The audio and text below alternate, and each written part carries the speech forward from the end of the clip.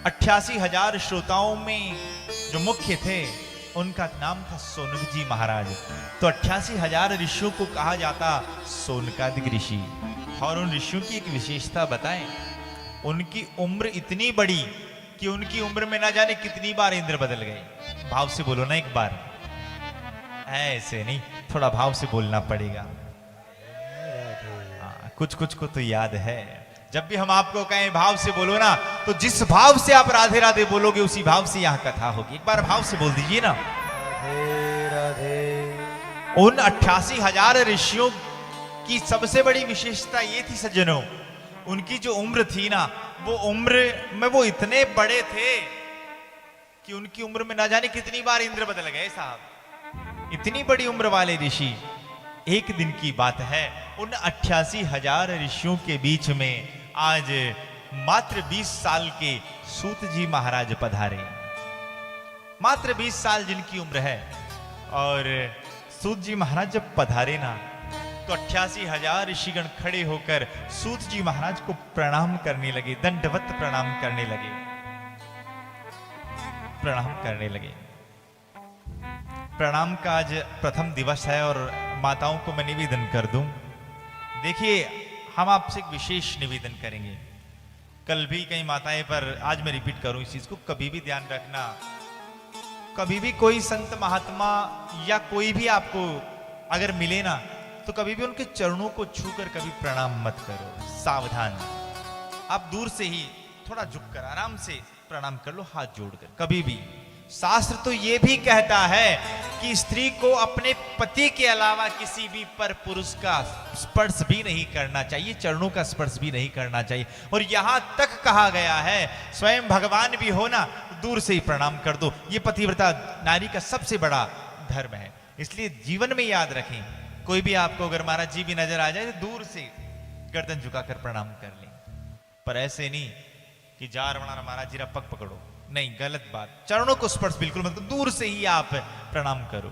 जैसे कुछ माताएं कल कर प्रणाम करी, यार कथा का पहला दिवस है, तो दूर से ही जब भी हम आए या आपसे मिले तो दूर से आप हाथ जोड़कर प्रणाम करें, कोई चरणों को ना छुए। बस एक निवेदन है, यहां नहीं, उसके बाद भी कथा में इस चीज को गांठ बांध लेना। तो आज जब सूत जी महाराज पधारे सज्जनों, सभी ऋषियों ने प्रणाम किया, तो सूत जी महाराज ने कहा, हे ऋषियों, आप हमसे उम्र में इतने बड़े हो, उम्र में इतने बड़े, और मैं मात्र 20 साल का हूं, और फिर भी आप इतने बड़े होकर मुझे प्रणाम कर रहे हो। तो सोनकादिक ऋषि ने हंसकर कहा, हे गुरुदेव, पहले तो आप ये बताओ कि बड़ा कौन है। शास्त्र ये कहता है क्या कि धन वृद्धा, बल वृद्धा, आयु वृद्धा, स्थैव च। कोई धन में बड़ा हो वो बड़ा नहीं है, बल वृद्धा, कोई बल में बड़ा हो वो भी बड़ा नहीं माना जाता, कोई उम्र में बड़ा हो उसे भी बड़ा नहीं कहा जाता।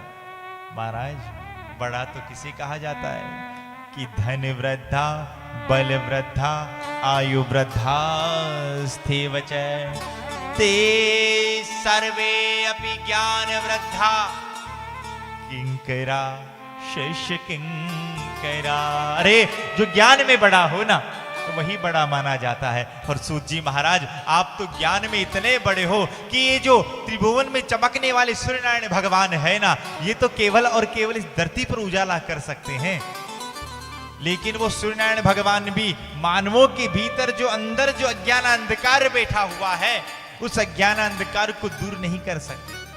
तो प्रभु, आप तो उस त्रिभुवन में चमकने वाले उस सूर्यनारायण भगवान से भी बड़े हो, जो मानवों के भीतर जो अज्ञान अंधकार बैठा हुआ है ना, उसे दूर करने के लिए एक नहीं करोड़ों सूर्य के समान है। यह ज्ञान ध्वांत विध्वंस कोटि सूर्य समप्रभ, सुताख्या ही कथा सारम मम कर्ण रसायनम।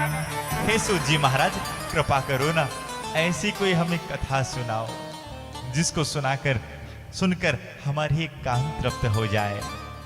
आहा, जब ऐसा बोला ना, सूत जी महाराज गदगद हो गए।